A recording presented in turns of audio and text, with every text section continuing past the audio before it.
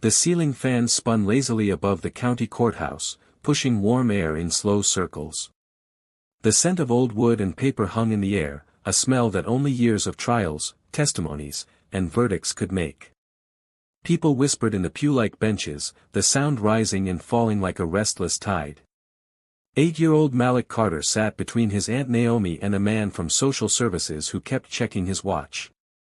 Malik's sneakers barely touched the floor, but his small hands gripped the edge of the bench like they were the only thing keeping him anchored.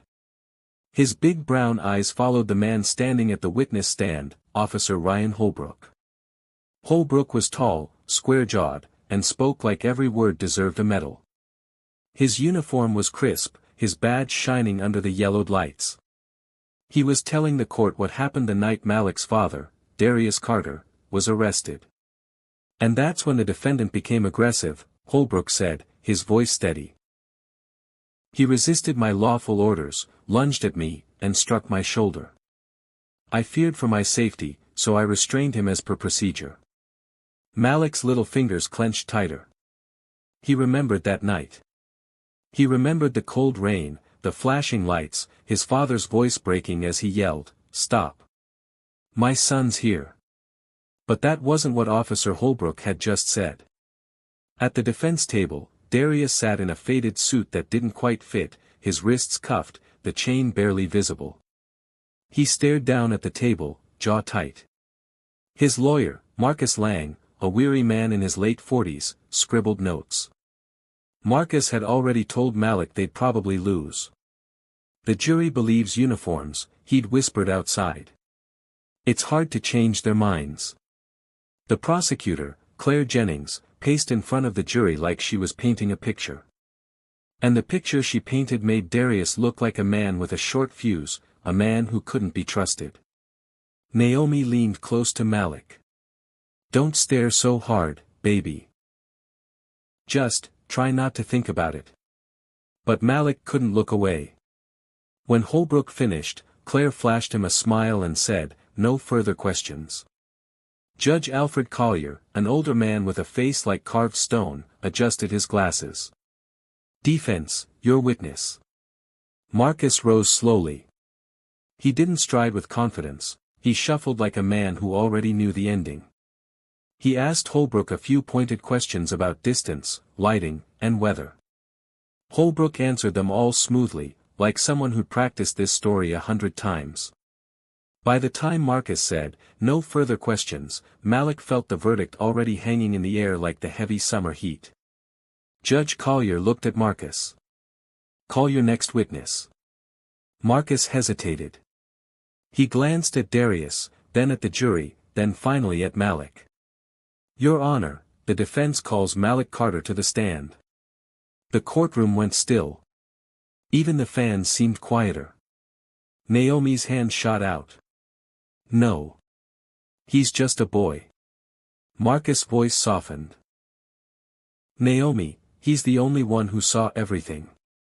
The judge's eyes narrowed. "How old is the witness?" 8, Your Honor." Holbrook leaned back, arms crossed, a faint smirk playing at the corner of his mouth. The prosecutor stood. "Your Honor, I object." "An 8-year-old's testimony." "Overruled," Judge Collier said. "We'll hear him. Bring the boy forward." Malik's sneakers squeaked against the worn floor as he walked to the witness stand. The bailiff, a tall woman with tired eyes, held out the Bible. Malik placed his small hand on it, his voice barely above a whisper as he promised to tell the truth.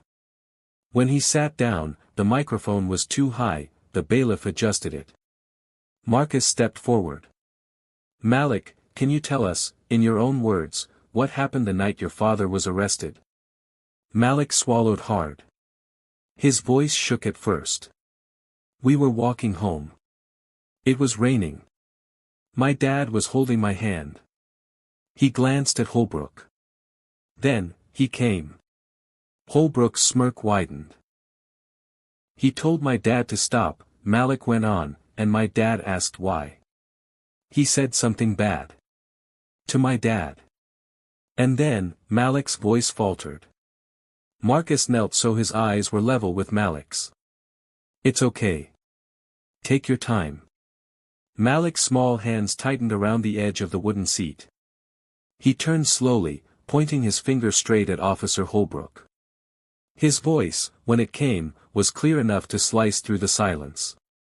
You're lying, he said. A collective gasp swept the room. The prosecutor shot up. Objection. But Malik didn't stop. His next words hit harder than anyone expected.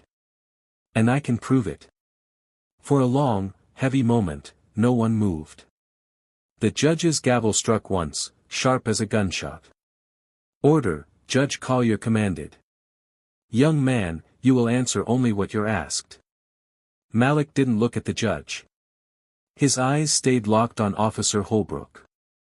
I can prove it, he repeated, his voice steady now. The prosecutor, Claire Jennings, shot Marcus a glare sharp enough to cut steel. Your Honor, this is wildly inappropriate. He's a child. Overruled, Judge Collier said, though there was hesitation in his tone. Mr. Lang, your witness is making a serious statement. Do you have a foundation for this? Marcus's lips pressed into a thin line. I do, Your Honor. Malik, tell the court what you mean by prove it. Malik reached into the small backpack sitting by his chair. Naomi had packed it with snacks, crayons, and his favorite toy, a bright red walkie-talkie with scuffed plastic edges. He set it on the witness stand. This was in my pocket that night. It was turned on. It records. The air in the courtroom seemed to drop 10 degrees. Holbrook shifted in his seat for the first time, his smirk fading. Judge Collier leaned forward. Are you telling this court you have an audio recording of the incident in question? Malik nodded. Yes, sir. Marcus stepped closer, careful not to touch the device. Malik, can you tell us when you started recording? When Officer Holbrook first yelled at my dad, Malik said. I was pretending to talk to my cousin on the walkie-talkie. I didn't know it was important until later. Claire Jennings sprang up again. Objection, Your Honor. This is an unverified device. Chain of custody is non-existent. I'll allow it, Judge Collier interrupted. But we'll have it examined by our tech clerk before playing it for the jury. A bailiff took the walkie-talkie and handed it to the clerk. The silence in the room was taut, strung tight like a wire. Minutes later, the clerk returned. It's operational, Your Honor. There is indeed an audio file from the night in question. The judge gave a slow nod. Play it. The scratchy recording filled the room. At first, there was rain, the kind that hisses when it hits pavement.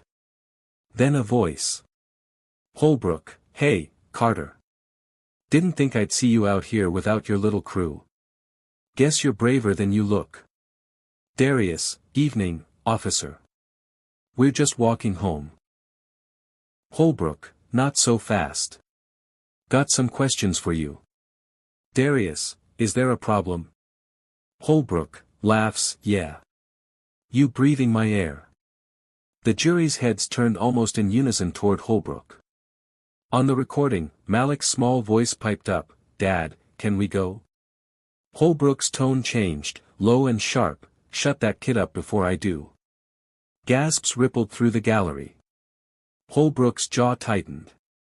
The recording continued. There was the sound of shoving, then Darius's raised voice, Don't touch my son. Holbrook, what are you gonna do about it? Then a sharp thud. Malik flinched in real time, his hand instinctively moving to the side of his head.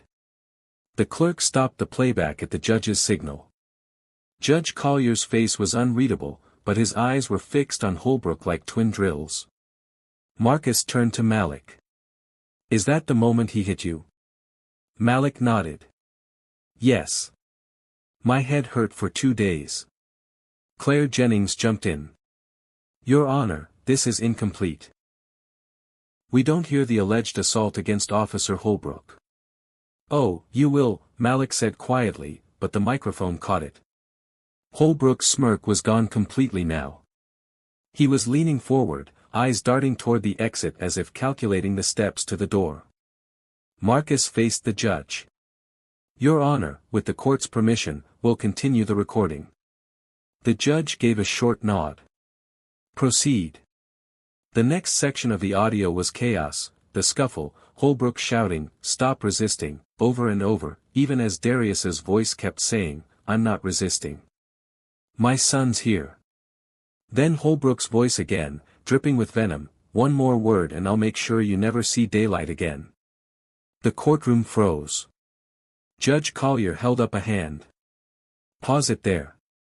For the first time, the judge's voice lost its even tone. "Officer Holbrook, you will remain silent until spoken to. Mr. Lang, proceed with your questions." Marcus turned back to Malik. "Is there more?"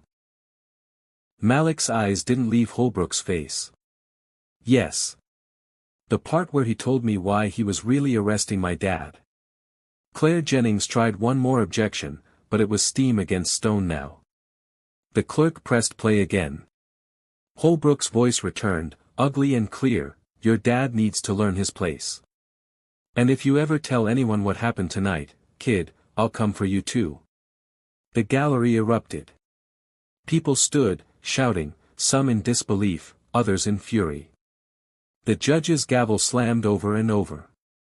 And then, as the noise died, Malik leaned toward the mic.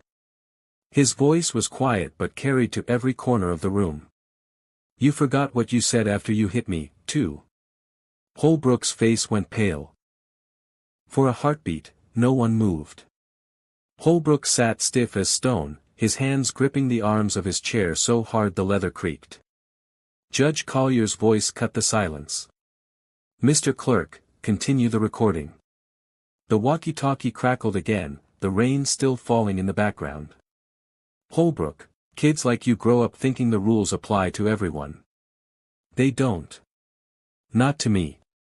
There was the sound of boots shifting on wet pavement, then Holbrook again, low and menacing, "Your dad's lucky I don't lock you up too." The file ended with Malik's small voice whispering, "You're the one who's supposed to protect us." The courtroom was dead silent. Even the air felt different, heavier, as though everyone was holding the same breath. Judge Collier turned to Holbrook, his eyes sharper than a blade. "Officer Holbrook, do you deny that this is your voice?" Holbrook's lips parted, but no words came out. The jury was watching him like hawks. Claire Jennings, pale now, rose slowly. "Your Honor. The prosecution would like to request a recess." "No," the judge said flatly.